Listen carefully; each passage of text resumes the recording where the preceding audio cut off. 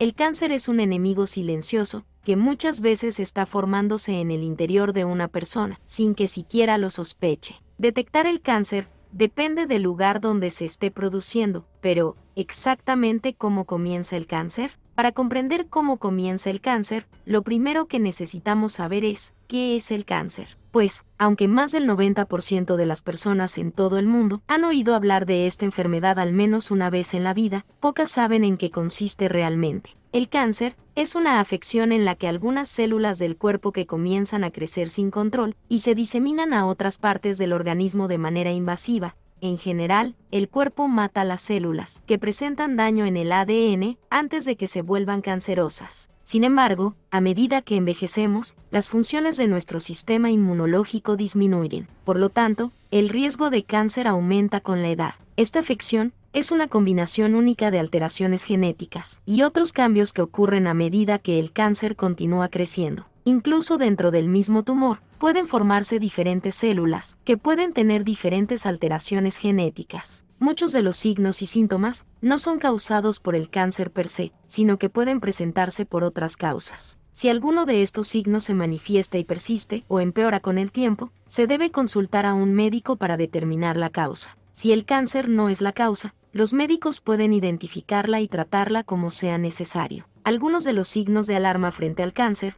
son tan comunes que ni siquiera les prestamos atención. Por eso, la mayoría de los pacientes con esta enfermedad no saben que la padecen, sino hasta que ha alcanzado un estado peligrosamente avanzado. Entre los principales síntomas, podemos encontrar el agotamiento o la sensación de cansancio extremo, especialmente si el cansancio no mejora a pesar de haber estado descansando. Las alteraciones en el peso corporal, expresadas en pérdida o aumento de peso, son otro signo de alarma, que muchas veces está relacionado a otro tipo de afecciones, como lo es el hipotiroidismo. El cáncer también produce algunas anomalías relacionadas con la alimentación, como no presentar hambre, a pesar de no haber ingerido alimentos durante largos periodos de tiempo, la deglución o dificultad para tragar, también el dolor abdominal persistente, y hasta vómitos constantes. La mayoría de estos signos son interpretados por la persona como que el estrés le está jugando una mala pasada, y por eso no prestan suficiente atención al asunto, diciéndose a sí mismas, ya se me pasará. Pero a veces, encima de los síntomas anteriores, aparecen otros. Es algo común en los pacientes con cáncer, la presencia de hinchazón o bultos en cualquier parte del cuerpo, ya que esto indica la formación de tumores. Los tumores suelen provocar induración o una especie de masa, que en el caso de las mujeres se localiza normalmente en las mamas, pero que puede aparecer en cualquier parte del cuerpo, a veces en el interior del mismo, lo que hace más difícil su detección. Sin embargo, las anomalías en la piel, como protuberancias sangrantes o textura de la piel escamosa, cambios en lunares o lunares nuevos, y hasta úlceras que no cicatrizan fácilmente, son un indicador de que algo no está bien con nuestras células, y se presentan en etapas tempranas de la enfermedad. Los síntomas mencionados anteriormente son los más comunes asociados con la presencia de cáncer, pero hay muchos otros síntomas que nadie te dice. Por ejemplo, problemas de audición que repercuten en el equilibrio.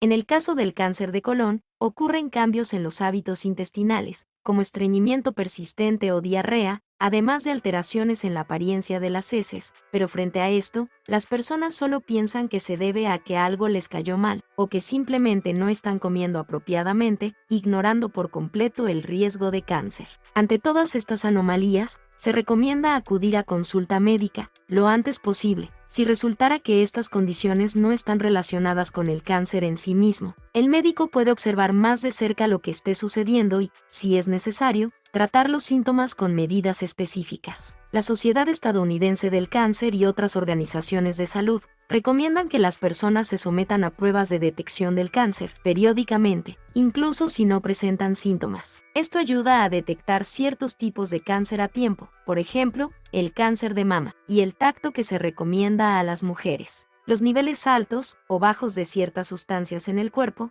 pueden ser signos de cáncer. Por lo tanto, las pruebas de sangre, orina y otros fluidos corporales para medir estas sustancias ayudan a los médicos a hacer el diagnóstico. Sin embargo, los valores de laboratorio anormales no son un signo seguro de cáncer propiamente. Es por eso que se debe realizar un seguimiento de la condición del paciente. Algunos exámenes de laboratorio verifican la presencia de marcadores túmeres en muestras de sangre o tejido. Los marcadores túmeres son sustancias producidas por células cancerosas u otras células del cuerpo en respuesta al cáncer. Tanto las células normales como las cancerosas producen la mayoría de los marcadores túmeres, pero las células cancerosas producen muchos más. Así es como se descubre la enfermedad en estos casos. No obstante, en la mayoría de los casos, un médico deberá realizar una biopsia para poder diagnosticar el cáncer. Una biopsia es un procedimiento en el que un médico toma una muestra de tejido. Seguidamente, un patólogo observa el tejido bajo un microscopio y realiza otras pruebas para determinar si el tejido es canceroso o no. Luego, el patólogo describirá los hallazgos en un informe de patología, con detalles del diagnóstico. Los informes patológicos juegan un papel importante en el diagnóstico del cáncer y ayudan a determinar las opciones de tratamiento y cuán avanzada está la enfermedad. Las muestras de biopsia se pueden obtener de varias formas, por ejemplo, con el uso de una aguja. Los médicos usan una aguja para extraer tejido o líquido del área donde quieran extraer la muestra. Este método se utiliza para realizar aspiraciones de médula ósea, punciones lumbares y algunas biopsias de mama, próstata e hígado. Otra manera de hacerlo es con endoscopias, que son un método donde el médico usa un tubo delgado e iluminado llamado endoscopio para observar las áreas internas del cuerpo. Por supuesto que este tipo de pruebas son un poco invasivas y causan cierto nivel de temor al paciente al que deben ser administradas. Si una biopsia u otra prueba arroja que la persona tiene cáncer, es posible que se necesiten más pruebas para que el médico pueda decidir un plan de tratamiento a seguir. Por ejemplo, los médicos necesitan determinar la etapa del cáncer. En algunos casos, es importante conocer el grado del tumor o el grupo de riesgo al que pertenece, para determinar el mejor tratamiento. Por otro lado,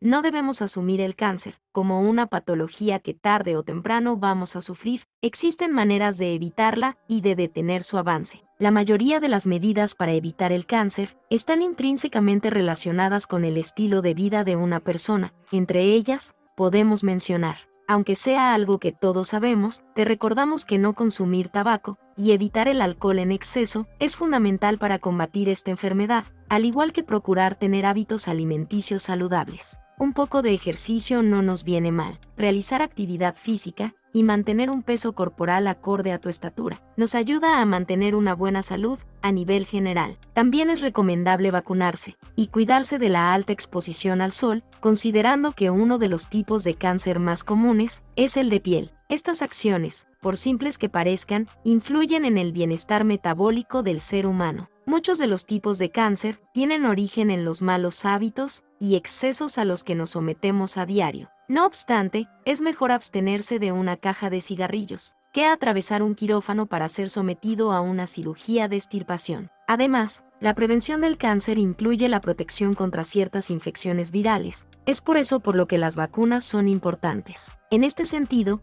la enfermedad de hepatitis B puede aumentar el riesgo de cáncer de hígado. La vacuna se recomienda a ciertos casos de adultos de alto riesgo, que son adultos sexualmente activos, pero no en relación mutuamente monógama, personas con enfermedades de transmisión sexual, personas que usan drogas intravenosas, u hombres que tienen relaciones sexuales con hombres. En resumen, ninguna medida es pequeña o poco importante cuando se trata de nuestra salud. Si el video te gustó, déjanos un like y no olvides suscribirte. Esto ha sido todo. Hasta la próxima.